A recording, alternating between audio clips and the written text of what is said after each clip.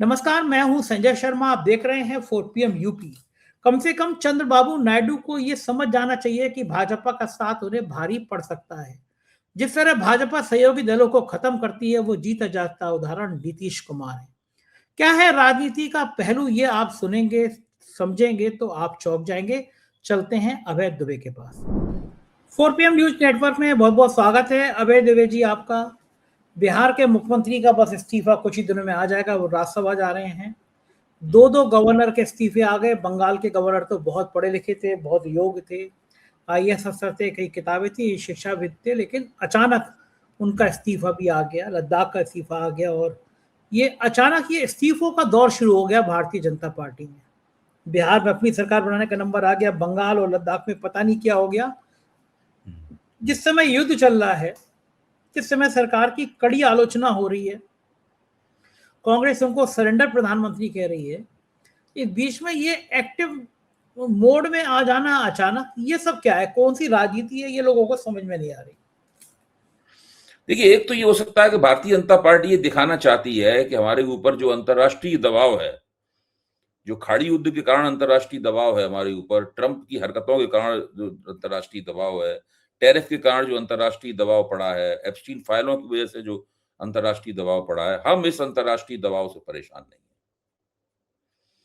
हम अपनी राजनीति कर रहे हैं और जो निर्णय हमें लेने हैं वो ले रहे हैं। हम हमारी राजनीति अपनी गति से जारी है। हम इन दबावों की कोई परवाह नहीं करते। एक तो ये वक्तव्य, इन घटनाओं से सरकार इस तरह की छवि भी प्रोजेक्ट करना चाहती है। एक तो ये बात है। दूसरी बात यह है कि ममता बनर्जी को जब अमित शाह ने सूचना दी, खास बात यह है कि ये ममता बनर्जी को बात कहां से पता चली कि उनके गवर्नर आनंद बोस ने इस्तीफा दे दिया है? कहां से पता लग चली? ममता बनर्जी को यहां से पता चली कि अमित शाह ने उन्हें बताया कि आनंद बोस की जगह वो तमिलनाडु के गवर्नर जो रवि हैं, उनको चार्ज दिया जा रहा है बंगाल का। तब ममता बनर्जी को पता चली कि भाई इन गवर्नर साहब ने तो इस्तीफा दे दिया। 4 साल तक के लिए उनका की नियुक्ति थी उनकी। 4 साल पूरे होने से पहले उन्होंने इस्तीफा दे दिया, 3.5 साल। और अपने इस्तीफे लेटर में लिखा उन्होंने ये है कि मैंने कुछ ज्यादा ही समय जो है वो राज्यपाल भवन में गुजार ली, राजभवन में गुजार लिया है। अब आप इसका क्या अंदाज लगाएंगे? ममता जी ने खुद भी कहा है कि मैं कुछ नहीं कह सकती कि भाई उन्होंने क्यों इस्तीफा दिया है। ऐसा लगता है कि सरकार उनसे कोई काम करवाना चाहती थी। ऐसा लगता है सरकार उनसे कोई काम करवाना चाहती थी, उनके ऊपर दबाव था, उस काम को करने के लिए वो तैयार नहीं थे, इसलिए उन्होंने इस्तीफा दे दिया। अच्छा, इसका एक ये भी कारण निकल सकता, एक ये भी कारण समझा जा सकता है कि सरकार ने उनसे कहा होगा कि भाई ये काम करो, उन्होंने कहा होगा हम नहीं करेंगे, तो उससे कहा गया होगा इस्तीफा दे दो वरना हम तुम्हें निकाल देंगे। तो अब इसका मतलब है वो काम जो है वो RN रवि से कराया जाएगा। वो भी तमिलनाडु में काफी शोहरत हासिल कर चुके हैं मोदी परस्ती की और वो विपक्ष की सरकारों को तंग करने में उन्होंने भी काफी, रवि साहब ने कोशिश, अपनी शोहरत हासिल कर रखी है। तो अब एक साथ दोनों प्रदेशों में चुनाव हो रहे हैं। 2 बड़े प्रदेश हैं, तमिलनाडु और पश्चिम बंगाल, और दोनों का गवर्नर एक ही होगा। जो जिस तरह से उनको चार्ज दिया गया, उससे लगता है कि वो शायद केंद्र सरकार को उन पर पूरा भरोसा है, भारतीय जनता पार्टी को पूरा भरोसा है, उनकी वफादारी पे कोई संदेह का बादल नहीं है। जो आदेश मिलेगा उस आदेश का वो पालन करेंगे। ये यहां तक लद्दाख के उपराज्यपाल के इस्तीफे का सवाल है, अभी उसके कारण भी अपने आप में स्पष्ट नहीं है कोई, क्योंकि ये एक ऐसी सरकार है जहां पर जो घटनाएं होती हैं उनका कोई तर्क समझ में नहीं आता। उनको तो केवल मेरे ख्याल से नियुक्ति में केवल 4 या 6 महीने हुए थे उनकी नियुक्ति के।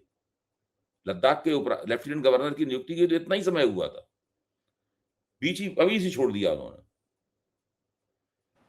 कोई राज्यपाल का पद कोई छोटा मोटा पद नहीं होता है। अगर कोई व्यक्ति छोड़ रहा है, इसका मतलब यह है कि बहुत ही उसको तंग किया जा रहा होगा, बहुत उससे ऐसे काम करवाए जा रहे होंगे जिनको करने के लिए वो तैयार नहीं होगा।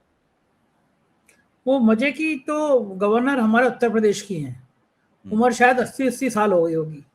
75 साल में लाल कृष्ण आडवाणी, मुरली मनोहर जोशी को घर बैठा दिया गया और उत्तर प्रदेश के गवर्नर हाउस में भ्रष्टाचार की वो कहानियां लिखी गई। मुझे याद नहीं आ रहा कि एक भंडारी थे, रोमेश भंडारी, या तो उनके टाइम में गवर्नर हाउस बदनाम हुआ था, पैसों की लेन देन, इस तरह की चर्चाएं होती थी, जन चर्चाएं, या मौजूदा गवर्नर आनंदीबेन पटेल के टाइम में हुआ। उनके बेटे की बेटी अनारा पटेल के किस्से गुजरात की गली गली में गूंजते हैं भ्रष्टाचार के, और अनारा जी उत्तर प्रदेश में भी खासी सक्रिय हैं। विश्वविद्यालय में नियुक्ति, लेक्चरर में बेईमानी, मतलब गवर्नर हैं। तो एक तरफ एक पढ़ा लिखा बंगाल के गवर्नर को ऐसे विदाई होती है, और एक तरफ उत्तर प्रदेश में भ्रष्टाचार की कहानी, और उम्र भी देखिए, इतनी उम्रों में जो बताते हैं, मेरे सूत्र बड़े कंफर्म वाले सूत्र बताते हैं कि वो योगी आदित्यनाथ की सुबह उठती हैं तो योगी आदित्यनाथ के फाइल ढूंढना शुरू करती हैं कि कौन सी योगी आदित्यनाथ की कमजोरी है जो दिल्ली रिपोर्ट कर सके। उनका बस चले तो आज मतलब हर घंटे में वो योगी आदित्यनाथ को बर्खास्त करें। इतना इतना कोड़वार चलती रहती है दोनों में, लेकिन उनका कुछ नहीं होता। लेकिन बड़ा सवाल यह है कि बंगाल में जिस तरह एसआईआर के मुद्दे को लेकर विवाद छिड़ा हुआ, और बंगाल में ये समझ में आ रहा है बीजेपी को काम चल नहीं रहा। जो बाबरी मस्जिद बनवा रहे थे टीएमसी के पूर्व विधायक, उनको वाई श्रेणी की सिक्योरिटी दे दी गई। तो बंगाल में क्या बीजेपी हर किस्म का प्रयोग करना चाहती है कि किसी तरह सत्ता हथियार ही जाए। लेकिन लोग सज्जन बंगाल के आए थे मेरे मित्र मिलने होली पे, वो कह रहे थे कि वो बंगाल की वाकई शेरनी है। बीजेपी के नेता थे वहां के बंगाल के, वो कह रहे हैं कि वो वाकई में शेरनी है, कोई दाल गल नहीं रही हम लोगों की, वहां पे हर हथकंडा फेल हो जा रहा है। तो ये बौखलाहट है कि साहब गवर्नर की विदाई कर दो, क्या लगता है आप? देखिए, मैं ये मानता हूं कि अगर चुनाव सामान्य तरीके से हुए बंगाल के, तो ममता बनर्जी को हराया नहीं जा सकता है, और भाजपा के नतीजे पिछले बार के विधानसभा चुनाव से भी ज्यादा खराब होंगे। पिछली बार शायद 70-72 कुछ सीटें भाजपा को मिली थी, और भी कम सीटें आ जाएंगी, भाजपा 50 पे पहुंच जाएगी। क्योंकि पिछली बार जो कई इस तरह के वोटरों के समूह थे, वो आज भाजपा के साथ नहीं है। इसमें मतुआ वोटर समुदाय उनमें से एक है। लेकिन मैं अभी एसआईआर जो है, मैं ये मानने को तैयार नहीं हूं कि एसआईआर, ममता बनर्जी ने अपनी कुशलता से एसआईआर का लाभ भाजपा को नहीं पहुंचने दिया है। शुरू के दौर में ऐसा जरूर लगा था कि ममता बनर्जी ने अपनी कुशलता से, अपनी पेशबंदी से, अपने इंतजाम से, अपने पहले से तैयार योजना के कारण शायद एसआईआर का लाभ जो है नहीं पहुंचने दिया है। लेकिन बाद में चुनाव आयोग ने और केंद्र सरकार ने ममता बनर्जी की योजनाओं में काफी दरारें भी पैदा की, और कुछ इस तरह के नए कदम उठाए, जैसे माइक्रो ऑब्जर्वर की नियुक्तियां हुई, कई इस तरह के नए कदम उठाए, जिससे मुझे लगा कि शायद वो ममता बनर्जी के हाथ से एसआईआर की पहलकदमी एक पैमाने तक तो उन्होंने छीन ली। तो एसआईआर का प्रभाव क्या पड़ेगा बंगाल के चुनाव पे, ये मैं नहीं कह सकता। ये एक सबसे बड़ी अड़चन है जो बंगाल के बारे में कोई घोषणा, कोई भविष्यवाणी करने से मुझे रोकती। उधर मैं देख रहा था आज नीतीश का उतरा हुआ चेहरा, और अमित शाह के सामने जिस तरह की कुर्सी पर बैठे हुए थे, लोग मजे कर रहे थे, कमेंट कर रहे थे कि इनकी कुर्सी गई, इनकी हालत भी खराब हो गई। नीतीश ने कभी सोचा नहीं होगा कि इस तरह की विदाई, इस तरह की रुखसती होगी। और सोशल मीडिया पे ये ट्रोल हो रहा था कि बीजेपी जो सहयोगी दल बीजेपी को सहयोग करता है, बीजेपी उसी का खात्मा कर देती है। आपको भी लगता है कि क्या ये अफसोस हो रहा है आदत संजय जी, ये देख के बहुत अफसोस होता है। एक व्यक्ति जो 20 वर्ष से एक राज्य का मुख्यमंत्री था, और अभी 4 महीने भी नहीं हुए, 14 नवंबर को बिहार के चुनावी नतीजे आए थे, अभी 4 महीने में भी 9 दिन कम है। आप सोचिए कि उस व्यक्ति की कोई विदाई का समारोह नहीं हुआ। अगर वो व्यक्ति मुख्यमंत्री की कुर्सी से रिटायर हो रहा था स्वास्थ्य की वजह से या किसी भी वजह से जो है, तो उसकी विदाई का बाकायदा एक समारोह होना चाहिए था, जिसमें वो बिहार की जनता को संबोधित करता। बिहार की जनता के बहुत बड़े हिस्सों ने पिछले चुनाव में नीतीश कुमार के नाम पर एनडीए को वोट दिए थे, महिलाओं ने वोट दिए थे, अति पिछड़ी जातियों ने वोट दिए थे, कुर्मी जो लवकुश मतदाता समुदाय है, उसने वोट दिए थे। तो भाजपा को जो सीटें मिली हैं, वो भाजपा के अकेले दम पे, नरेंद्र मोदी के दम पे नहीं मिली हैं। उसमें से बहुत सारे वोट जो भाजपा को मिले हैं, वो नीतीश कुमार के दम पे वोट मिले। जिस तरीके से नीतीश कुमार को हटाया गया है, और नीतीश कुमार ने हटना स्वीकार कर लिया है, मुझे तो बहुत इस बात को लेकर अफसोस है कि नीतीश कुमार इतने बुरे तरीके से बिना किसी समारोह के, बिना किसी फैन फेयर के, बिना किसी बिहार की जनता को संबोधित किए बिना एक ऐसा फर्जी किस्म का ट्वीट उनके नाम से पोस्ट किया गया है उनके हैंडल से। इसको आज सवेरे पढ़ के हम लोगों को पता चला कि नहीं, वो बात, उस बात की पुष्टि हो गई है, इसकी कल चर्चा चल रही थी। उस ट्वीट की भाषा भी नीतीश कुमार जैसी नहीं है।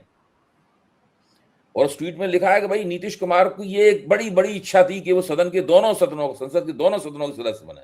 एक के तो रह चुके हैं, दूसरे के आप सदस्य बनना चाहते हैं, और इसके लिए मुख्यमंत्री की कुर्सी छोड़ने को तैयार है। आप सोचिए, झूठ बोलने की भी कोई इंतहा होती है, मजाक करने की भी कोई इंतहा होती है। ये ट्वीट भी अपने आप में एक फर्जीवाड़ा है। ये ट्वीट भी अपने आप में एक फर्जीवाड़ा है। इस तरीके से पूरा काम किया गया है, बहुत भद्दे तरीके से भाजपा ने ये काम किया है। और नीतीश कुमार लगता है कहीं ना कहीं अंदर बहुत कमजोर हो गए हैं। वो एक तरह से उनकी मजबूरियां साफ दिखाई पड़ रही हैं इस मामले में। वो नीतीश कुमार नहीं रहे हैं जो 2 बार पलटी मार के भाजपा को उन्होंने सबक सिखाया था बहुत जम के। बहुत कहीं कमजोर हो गए हैं, और पुत्र मोह भी होगा, अपने लड़के को भी स्थापित करना चाहते हैं राजनीति में। लेकिन लड़के को स्थापित करने लायक उनके पास ताकत थी भाई, उसके लिए भाजपा की ताबेदारी में जाने की क्या जरूरत थी। ये तो वही बात रही कि जो हवाई जहाज में एग्जीक्यूटिव क्लास में सफर कर रहा है, अचानक कहने लगे कि हम तो पीछे वाले क्लास में, हमें विंडो सीट यहाँ नहीं मिली, इसलिए विंडो सीट लेने के लिए पीछे बैठेंगे जाकर। मतलब उस किस्म की बात हो गई, तो कोई तुक ही नहीं रही। हम बैलगाड़ी में बैठने का हमको जो है वो कोई बड़ी इच्छा थी, हम आज तक बैलगाड़ी में नहीं बैठे, इसलिए हम मर्सिडीज छोड़ रहे हैं अपनी। तो इस प्रकार की बात है। तो वो एक शेर है कि कुछ तो मजबूरियां रही होंगी, यूं ही कोई बेवफा नहीं होता। क्या मजबूरी रही होगी? और नीतीश कुमार को दिल्ली में कौन सा बड़ा भारी सुरखाव के पर मिल जाएंगे? क्या लग रहा है आपको, क्या कर लेंगे? मंत्री कुछ नहीं बनेंगे या है ये चीज। इसके ऊपर या तो नीतीश कुमार के अंदर किसी किस्म का कुछ बचा नहीं है, सब कुछ खोखला हो चुका है, सब खत्म हो गया। या तो ये कारण है। अगर ये कारण नहीं है तो अभी सत्ता परिवर्तन तो बिहार में अप्रैल में होगा। अभी तो पूरा मार्च का महीना पड़ा हुआ है, 10 अप्रैल को या ऐसे कोई समय सत्ता परिवर्तन होगा। तब तक देखिए क्या होता है, क्या हो सकता है। आपको लग रहा है कि फिर पलटी ना मार देंगे नीतीश कुमार? नहीं, ये नहीं लग रहा मुझे, ये नहीं लग रहा है। लेकिन ये मैं नहीं कह सकता, मुझे कहना भी नहीं चाहिए। लेकिन ये तो एक है प्रश्न कि भाई नीतीश कुमार ने ऐसा क्यों किया।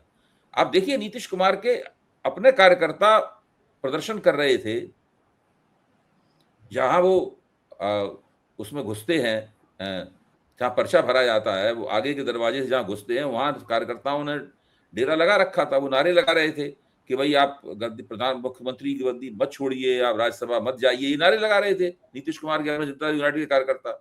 इसलिए नीतीश कुमार और अमित शाह दोनों पिछले दरवाजे से वहां पर गए। यानी जो व्यक्ति इतने दिनों से बिहार का मुख्यमंत्री था इन्हीं कार्यकर्ताओं के दम पे, आज वो उन्हीं से नजर बचाते हुए घूम रहा है।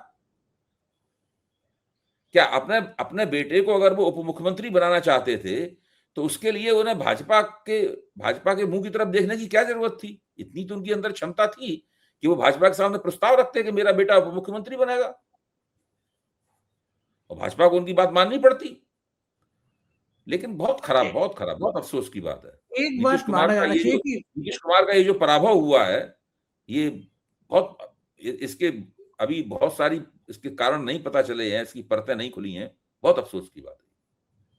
लेकिन एक तो तारीफ करनी चाहिए बीजेपी की। भाजपा उनके संगठन को अंदर से खा गई है। संजय झा भाजपा के आदमी, ललन सिंह भाजपा के आदमी, और जाने कितने भाजपा के लोग हैं जो नीतीश कुमार के खास आदमी हुआ करते थे, नीतीश कुमार के कहने से सारा काम किया करते थे। मुझे याद है एक बार एबीपी चैनल पे एक कार्यक्रम होता था, प्रेस कॉन्फ्रेंस, तो उसमें एक बड़े नेता को बुलाया जाता था और हम लोग इधर उधर बैठ के उनसे सवाल पूछते थे। तो उसमें वो जो जिनका देहांत हो गया, जो नीतीश कुमार के साथ उप मुख्यमंत्री रहे, बहुत मशहूर बीजेपी, सुशील मोदी। हाँ, सुशील मोदी को साहब को बुलाया गया। तो उस कार्यक्रम में सुशील मोदी बोले थे कि सबसे खतरनाक आदमी अगर कोई है तो ललन सिंह है। यानी उस वक्त के ललन सिंह ये थे, और आज ये स्थिति हो गई कि ललन सिंह वहीं बैठे हुए हैं। अच्छा, एक एक चीज तो है, बीजेपी की तारीफ करनी चाहिए। कानपुर में आप तो रहे हैं, कानपुर में देखा है आपने कानपुर को, एक बहुत बड़ा बढ़िया लड्डू है, ठग्गू का लड्डू। उसका स्लोगन है कि ऐसा कोई सगा नहीं जिसको हमने ठगा नहीं। ऐसा कोई सहयोगी दल है कि जो भारतीय जनता पार्टी के संग सहयोगी दल रहा हो और बीजेपी के कारण उसकी ताकत बढ़ गई हो, ऐसा कोई है आपकी जानकारी में? कोई है? नहीं। तो कर्नाटक में देवेगौड़ा की पार्टी को बीजेपी ने खत्म कर दिया, महाराष्ट्र में शिवसेना को खत्म कर दिया बीजेपी ने। अकाली दल, अकाली दल, है? हाँ, अकाली अकाली दल की दल। हालत देखो क्या है। नहीं नहीं, बीजेपी तो क्षेत्रीय दलों से समझौते इसीलिए करती है ताकि उनके पांव पे पांव रख सके और उनकी साख गिरा सके, उनमें बंटवारा कर सके, उनके जनाधार को अपनी ओर खींच सके। अब देखिए जनता दल यूनाइटेड का जो जो वोटर जो जो उनका आधार क्षेत्र है, समर्थन आधार है, वो कब कैसे बीजेपी अपनी तरफ खींचती है, जा भी पाएगा कि नहीं जा पाएगा, उसमें क्या करेंगे निशांत कुमार और जो पुराने मंडलवादी अभी भी सक्रिय हैं, जो आज वहां नारेबाजी कर रहे थे, वो निशांत कुमार की इस काम में कैसे मदद करेंगे, ये सब देखने की बात होगी। क्या लग रहा है आपको कि आने वाले समय में बिहार में फिर कुछ और बड़ी उठापटक हो सकती है, या फिर अब आसानी से बीजेपी की सरकार बन जाएगी?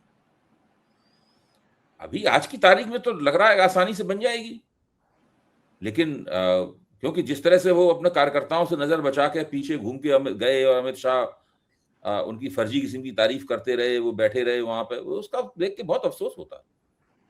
अच्छा, बिहार में तो कोई एपस्टीन फाइल भी नहीं थी नीतीश की, तो फिर क्यों डर गए इतना? नहीं, वो एप्स्टीन फाइल का मामला बिहार में नहीं है। इस मामले में वो उसकी कोई भूमिका हाँ, नहीं है वही। इसके अंदर। हाँ, वही तो मैं कहा, वो तो इस तरह का है भी नहीं। नहीं, उसकी कोई भूमिका नहीं है। ये तो जब बिहार में चुनाव लड़ा जा रहा था तभी हम लोग ये मानते थे और कहते भी थे, हमने आपके मंच पे भी कहा था कि नीतीश कुमार को तो भाजपा हटाएगी, लेकिन मैं मानता था कि साल भर, डेढ़ साल रहेंगे मुख्यमंत्री। उससे 4 पहले महीने हटाएंगे। भी पूरे नहीं हुए और पूरे हटाने की पूरी भूमिका जमीन बना दी। बिल्कुल ठीक बात है, राजनीति इसी को कहते हैं। अभी बहुत तो बहुत सांस नहीं, शुक्रिया अभय। सांस भी नहीं ले पाई थी मुख्यमंत्री बनने के बाद, वो हट गए। बहुत बहुत शुक्रिया अभय जी, आपने मुझे आज इतना समय दिया। Thank you sir. ये थे अभय दुबे जी। पूरी बातचीत आपने सुनी, आपको यकीन होगा कि ये राजनीति भी बड़ी निर्मम होती है, निर्दयी होती है और कम से कम सहयोगी दल को कैसे खा जाती है। कैसी लगी बातचीत आपको, अब जरूर बताइएगा, कमेंट करिएगा। शुक्रिया, थैंक यू।